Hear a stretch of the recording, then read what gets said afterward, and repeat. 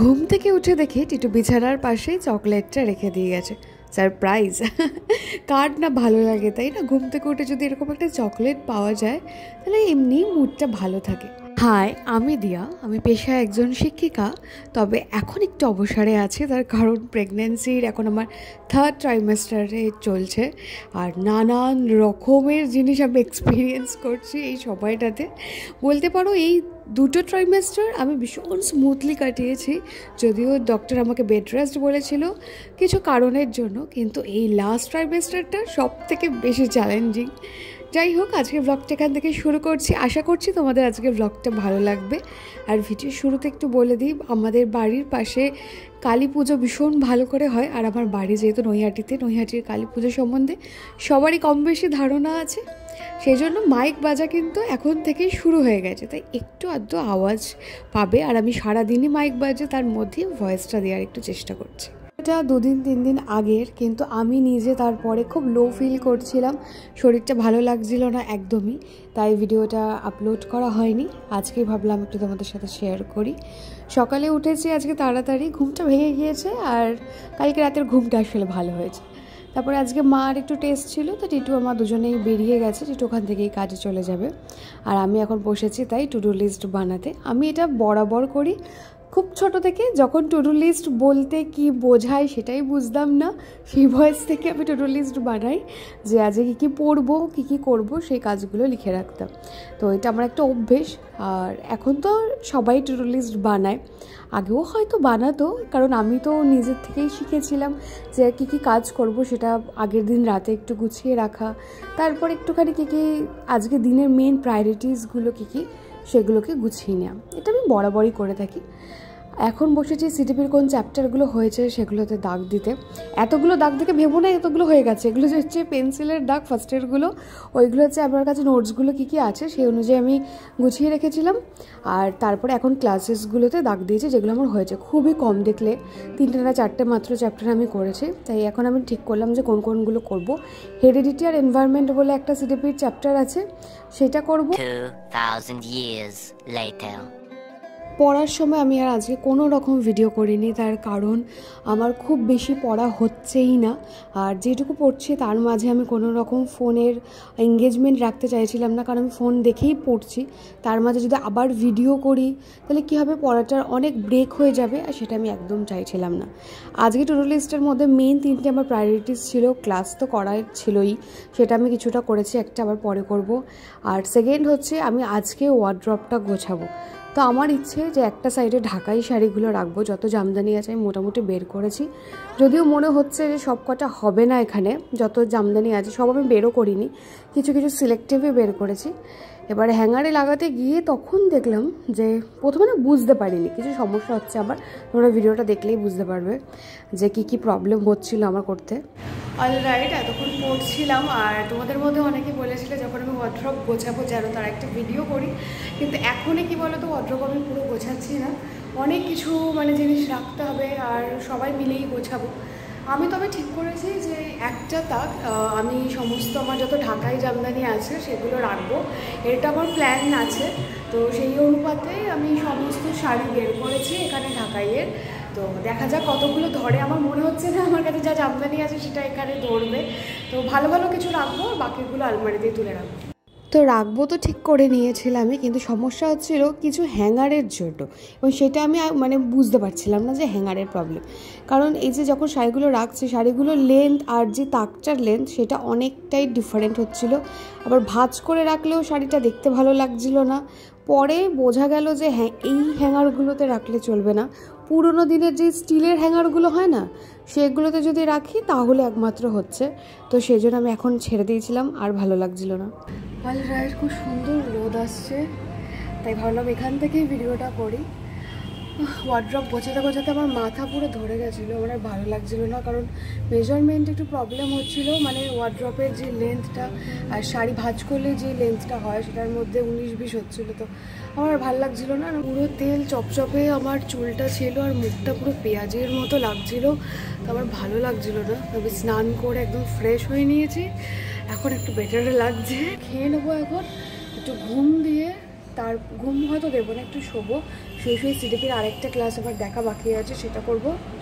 তারপরে আমি ওয়ার্ড্রপটা গোছাবো। আজকে একটুখানি গুছিয়ে রাখতেই হবে।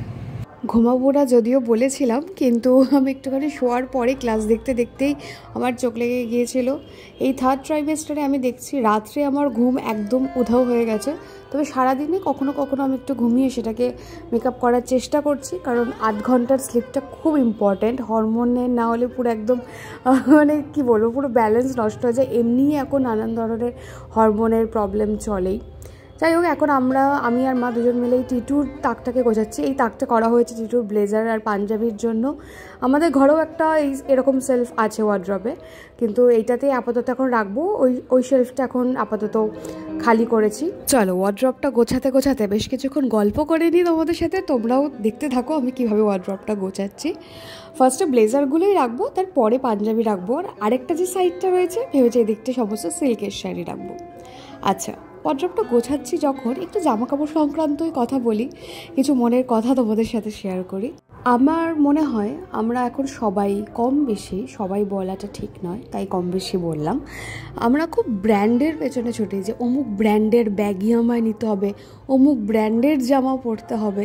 কিন্তু এখানে না কোথাও গিয়ে আমি খুব একটা মানে আমার ধারণার সাথে এই ধারণার মিল হয় না।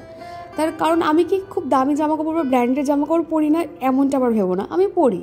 কিন্তু আমি আবার হাতিবাগান থেকে 150 টাকারও কুর্তিও পরেছি। এখন 150 টাকার পাওয়া যায় না, এখন সেটা 300 350 হয়ে গেছে। আমি সেটাই বলতে চাইছি যে আমরা কত দামের জামাকাপড় পরছি সেটা দিয়ে কিন্তু আমাদের সৌন্দর্য বা ব্যক্তিত্বের প্রকাশ পায় না। আমরা কিভাবে সেই জামাকাপড়টাকে স্টাইল করছি সেইভাবেই আমাদের ব্যক্তিত্বের প্রকাশ পায়। তাই সাজ পোশাক এগুলো সব কিছু আমাদের রুচিকে বহন করে, কিছুটা আমাদের চরিত্রের বাহ্যিক বহিঃপ্রকাশও করে যেইভাবে আমরা পোশাক আশাক পরি। তাই সবসময় ব্র্যান্ডের পেছনে ছুটলেও হয় না। আমি মনে করি দামি জামাকাপড় পরলে বা একটা ব্র্যান্ডের জিনিস পরলে সব মানুষকেই কম বেশি 19-20 ভালোই লাগে, কিন্তু তুমি যদি একটা সস্তার জামাকাপড় পরে নিজেকে সেই সমান রকমভাবে সুন্দর ফিল করতে পারো, তাহার মধ্যেই হচ্ছে আসল সার্থকতা। কারণ আমরা নিজেরাই ব্র্যান্ড, এইটা বুঝতে হবে যে আমার ব্যক্তিত্বটাই আমার কিন্তু ব্র্যান্ড ভ্যালু, জামা কাপড়টা নয়। তো এটা আমি সবসময় মনে করেছি বলেই আজকে আমি 500 টাকার শাড়িও পরি, 300 টাকার শাড়িও পরি, 5000 টাকার শাড়িও পরি, আরও বেশি দামেরও শাড়ি পরি। এবং কোথাও গিয়ে মানে কোনোটাকে যে বেশি ভালোবাসি বা দামের জন্য এটাকে কম ভালোবাসি সেটা হয় না। আমি সব রকম শাড়িকেই সমান রকম যত্ন করি, সমান রকমভাবে ভালোবাসি, এবং প্রত্যেকটা শাড়ি পরে আমি নিজেকে ততটাই দামি মনে করি যতটা আমি নিজের ভ্যালু করতে পারি।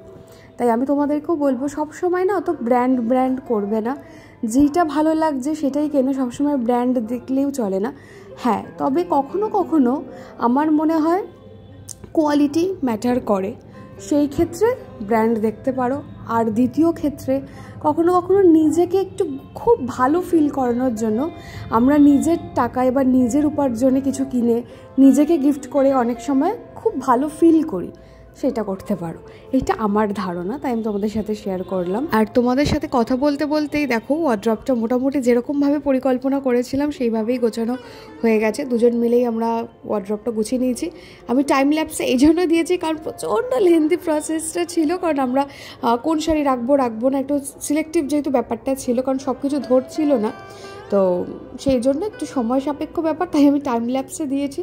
আর যেমনটা ঠিক করেছিলাম একদিকে ঢাকাই জামদানি আর একদিকে সিল্ক রাখবো, ঠিক সেরকমভাবেই কিন্তু শাড়িগুলোকে রেখেছি। আর এখন আমি শাড়িগুলোকে গুছিয়ে দিচ্ছি। মাও কিছু রেখেছে, আমি কিছু রেখেছি, আর টিটুর পাঞ্জাবিগুলোও সব এক সাইড দিয়ে রেখেছি, আর পাজামাগুলো নিচে রেখেছি। বাকি তাকগুলো আর আজকে পসিবল হবে না, ওগুলো আবার অন্যদিন করব। তোমাদের কীরকম লাগলো আজকে ওয়ার্ড্রপ গোছানো সেটা কিন্তু অবশ্যই জানাবে। আচ্ছা, কিছুটা গোছানো হয়েছে আজকে, যেমনটা ভেবেছিলাম এখানে ঢাকাই জামদানি রাখবো, তো এখানে সব তো ধরেনি, কিছু সিলেক্টিভ রেখেছি এখানে। আর এখানে টিটুর ব্লেজার আর পাঞ্জাবি এগুলো রয়েছে, আর নিচে পাজামাসগুলো রেখেছি। আর এখানে সমস্ত সিল্কের শাড়ি রয়েছে, এখানেও সব ধরেনি, যা যা ধরেছে সেগুলোই রাখা হয়েছে। তো দূর থেকে দেখিয়ে দিচ্ছি, দূর থেকে এরকম লাগছে আপাতত। নিচের ওখানে কিছু ব্যাগ রাখার ইচ্ছে আছে, আর পরে ওখানে শাড়ি ঠাড়ি ওগুলো পরে ভরলেও হবে, আপাতত এইটুকু থাক।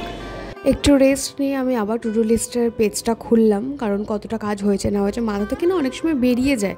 সামনে লেখা থাকলে একটু ইজি হয়, যদিও সামনে লিখে রাখার মতন আমার কাছে কোনো জায়গা নেই। আর আমি এরকম উইকলিও প্ল্যান করে রাখি যে কোন দিন কোন ভিডিও পোস্ট করব। মাথায় মধ্যে একটা আইডিয়া না থাকলে না আমি খুব ব্ল্যাঙ্ক হয়ে যাই। তো এখন আমি একটুখানি ক্লাস করতেই বসবো, আর আজকে যে কাজগুলো হয়ে গেছে সেগুলোই আমি দাগ দিয়ে দিয়েছি। আর থিওরিজগুলো পড়া বাকি আছে, এনভায়রনমেন্টের চ্যাপ্টারটা হয়ে গেছে, এখন আমি থিওরিজের কয়েকটা ক্লাস দেখব, তারপরে আসছি।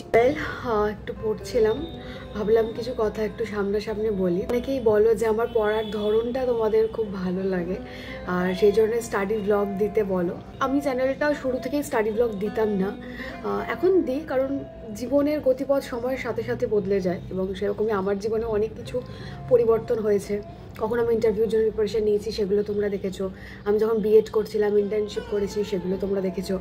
তারপরে আমি সিটেটের সময় বোধহয় আমি কোনো স্টাডি ব্লগ করতাম না, শর্টসে দেখে থাকতে পারো, সিটে দিতে যাচ্ছি সেগুলো ব্লগ আছে, কিন্তু তখন অতটা স্টাডি ব্লগ আমি চ্যানেলে আপলোড করতাম না, তখন ডেইলি ব্লগ হিসেবেই ছিল।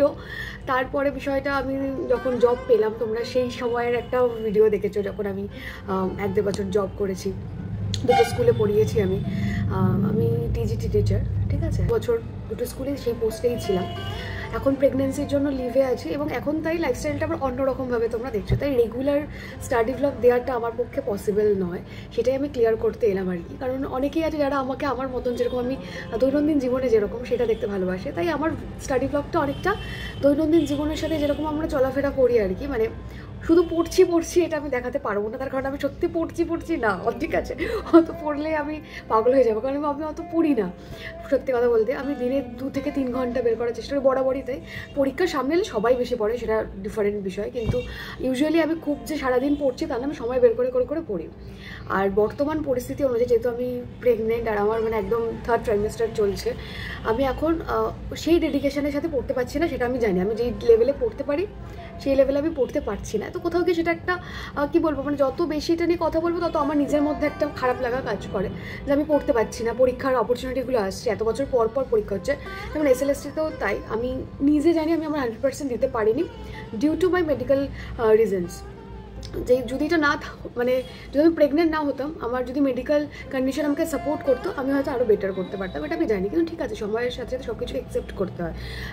তো আমি যতটুকু পারছি আমি ততটুকুই পড়ছি, সিডিপিটাকে আর সায়েন্সটাকে প্যারালালি নিয়ে চলার চেষ্টা করছি। এই মাসের মধ্যে আমি চেষ্টা করব সিডিপিটা পুরোপুরি কমপ্লিট করার, আর তার সাথে সাথে সায়েন্সের মধ্যে যেহেতু ফিজিক্স কেমিস্ট্রি বায়োলজি 3টেই আছে, চেষ্টা করব সায়েন্সটাও অনেকটা করে নিয়ে আমি ম্যাথসটা ঢুকে যাওয়ার। তার কারণ আফটার ওটি আমি জানি না আমি কতটা সময় আমার লাগবে রিকভার করতে, বা কতটা সময় তখন আমি পড়তে পারবো। আমার মনে হয় না তখন আমি খুব একটা পড়তে পারবো, সময়ের ব্যাপার, তখন একটা আমি মানে ফিউচার তো আমি প্রেডিক্ট করতে পারি না, কিন্তু আমার একটা মাস তখন আমি জানি পড়তে পারবো না। তো সেই জন্য আমি ম্যাথসটা এখনই কিছুটা করে রাখতে চাই। যদিও স্কুলে যেহেতু আমি ম্যাথস নিতাম, ভুলে কিছু যায়নি, ওরকম ব্যাপারটা না, সব ভুলে গেছি, কিন্তু তবুও দেখতে হবে তো অবশ্যই একটুখানি। তো এখন আমি ভাবছি বসে একটু পড়ে নিই, তারপরে 9টা থেকে আমি ভিডিও এডিট করে আপলোড করব, এইভাবেই আমি টাইম ম্যানেজ করি। তো এইটুকুই বলার ছিল। আমি যেহেতু খুব একটা নিজের 100% দিয়ে পড়তে পারছি না, তাই আমার খুব স্যাটিসফ্যাকশান আসছে না, তাই আমার জানি না কেন কাজে ক্লাস করার পরও মনে হলো আমি একটুখানি একটা টেস্ট দিই। এটা আমার কাছে আগে ছিল প্রিভিয়াস ইয়ারে যখন আমি সিটেট দিয়েছিলাম, তো এটার ইরেজ করে দিয়ে অ্যান্সারগুলো আমি টেস্ট দিয়েছি, মোটামুটি ঠিকঠাক একটুখানি হয়েছে। তারপর আমার একটুখানি ভালো লাগছিলো যে ঠিক আছে চলো তাহলে একদমই অবস্থা খারাপের দিকে নেই। আজকের ব্লগটা আর বেশি বড় করছি না, এখানে এন্ড করে দিচ্ছি। নেক্সট ভিডিওতে আমি তোমাদের সাথে মানে নেক্সট কি তার পরেরটাতে কোনো একটা ভিডিওতেই আমি তোমাদের সাথে সিটের রিলেটেড সমস্ত বুকস শেয়ার করে দেবো। আজ আসি, বাই।